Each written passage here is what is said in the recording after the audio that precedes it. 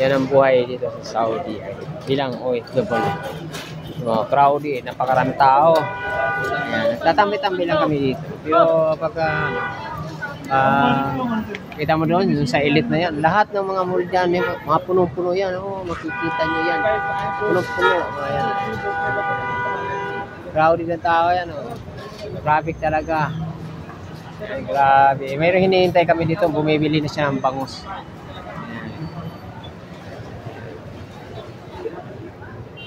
Grabe dito. Ayan. May mga monkey business. Hindi pa lalabas yung aming kasama.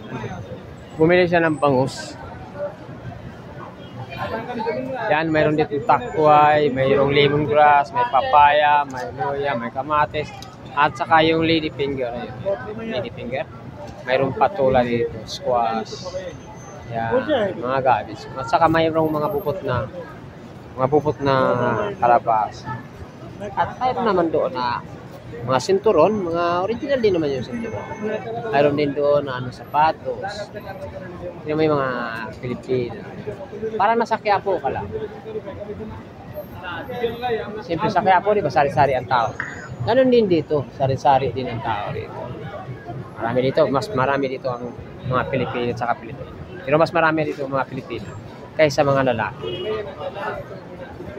Lalo pag katapusan ng buwan, maglalabasan sila sa kanilang mga agalon, sa kanilang mga at mamimili sa buwan ng pangangailangan.